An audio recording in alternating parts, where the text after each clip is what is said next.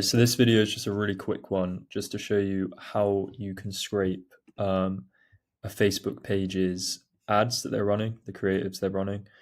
So this is how you find this page. If you go to the About section of any Facebook page and then Page Transparency, and then press See All, scroll down and go to Ad Library, then you can see all of the creatives that they're running at the moment. And you'll get a total here, so 20 results.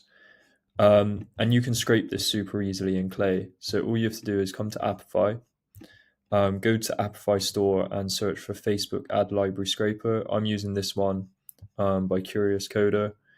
And all you need to do is come over to Clay, add a new column, and make sure you connect your Apify actor. So press Add Account, and it will ask you for your API key. To get your API key, all you need to do is go to integrations and then use API client, and it should give you a key that you can just paste in there.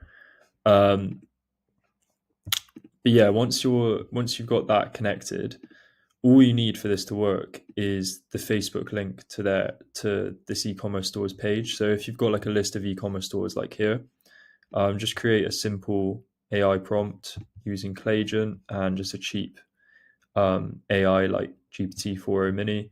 So using this website, find this company's Facebook page and output just the URL of the Facebook page. If you don't find anything, then output nothing. Super simple prompt. It finds the Facebook page. You then come into here, and this is what you want to paste in. So you'll just search for your actor. This is the Facebook Ads Library Scraper. And you'll put in this JSON. So the count is how many creatives you're looking for. I put 1,000, but it's overkill. And as you can see, it's like resulted in some errors because it's too many. So I'd probably just put 100 in there, leave everything else the same. And then for the URL, just put the Facebook page you want. And then you can just press run.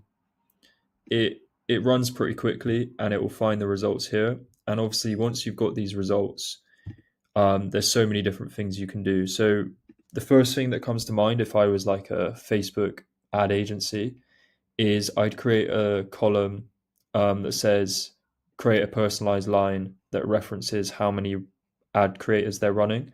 So I'd create a line that basically says, hi, saw you're running 22 ad creatives on Facebook at the moment. I found this on your ads library page. Just always reference where you found the data from, just in case it's wrong. So they doesn't make you look stupid. You can just blame it on the place you found it. So saw you're running 22 ad creatives. Just wondering, would you like us to create 10 versions of your best performing ad?